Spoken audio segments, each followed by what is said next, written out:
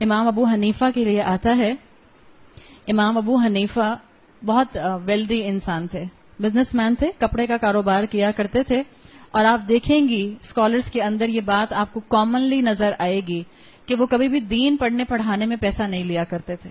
دین پڑھنے پڑھانے میں پیسے کا لینا دینا اس کی اجازت بہرحال ہے، اس لیے کہ آپ کو ایک جو آتھینٹک نریشن ملتی ہے کہ جب رسول اللہ صلی اللہ علیہ وسلم نے حضرت مصعب بن عمیر کو مدینہ کا ایک ایمبیسڈر بنا کے بھیجا تو ان کا ایک سیلری اپوائنٹ کی تھی. اجازت ہے، لی جا سکتی ہے، لیکن پسندیدہ اور فیوریبل یہی ہے کہ انسان اپنے کمانے کا ذریعہ کوئی اور کاروبار یا نوکری رکھے اور انسان دین کا کام اگر کر سکتا ہے، اگر وسعت ہے تو بغیر پیسے کے والنٹریلی کرے. ہم عورتوں کے پاس یہ لگژری بہت زیادہ ہے، مردوں کے پاس نہیں ہوتی ہے.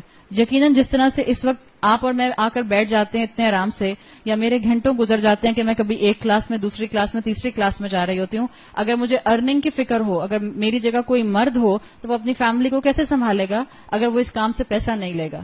تو مردوں کا معاملہ کمپلیٹلی ڈفرینٹ ہے.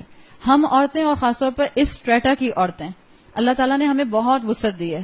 ہمارا ایک ایک جوڑا کم سے کم 5,000 کا ہوتا ہے. دس از منیمم. میں نہیں پوچھ رہی آپ نے عید کا جوڑا کتنے کا بنایا، اس لیے کہ یہ آپ کو اور آپ کے اللہ کا معاملہ ہے. لیکن میں آپ کو یہ بتانا چاہ رہی ہوں کہ اللہ تعالیٰ نے ہمارے گھروں میں اتنی وسعت رکھی ہے. اللہ نے ہمارے شوہروں کو ہمارے سر پر الحمدللہ ہماری اتنی بڑی سپورٹ بنا کے رکھا ہے کہ ہم دین کا کام والنٹریلی کر سکتے ہیں. یہ لگژری ہمارے پاس ہے. تو پسندیدہ ہے کہ جو کر سکتا ہے وہ دین کا کام صرف فی سبیل اللہ کرے، کوئی دنیاوی غرض اس میں ایڈ نہ ہو. امام ابو حنیفہ بہت بڑے تاجر تھے، کپڑے کا کاروبار کرتے تھے، اکثر اپنے اسٹوڈنٹس کو بھی تحفے دیا کرتے تھے. ایک مرتبہ ایک شخص کو امام ابو حنیفہ نے 1,000 دینار لون کے طور پر دیے اور اس سے کہا کہ تم اس ڈیٹ کو مجھے واپس کر دینا.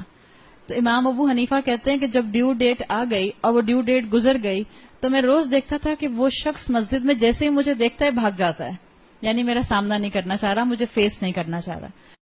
امام ابو حنیفہ کہتے ہیں ایک دن نماز پڑھانے کے بعد مجھے بالکل ایسا محسوس ہوا کہ جیسے ہی میں نے اپنا رخ موڑا تو میری شکل دیکھتے ساتھ بھاگ گیا. آپ ذرا دیکھیں اسکالرز کا مائنڈ سیٹ اور مسلمان کے اندر ایکچوئل ایمپتھی کیا ہوتی ہے. امام ابو حنیفہ اس کے گھر گئے اور اس سے معافی مانگی روتے ہوئے کہ میں بہت شرمندہ ہوں کہ میری وجہ سے تمہیں یہ شرمندگی اٹھانی پڑ رہی تھی. ٹیک یور ٹائم، جب تمہارے پاس مال آئے تم یہ لون واپس کر دینا.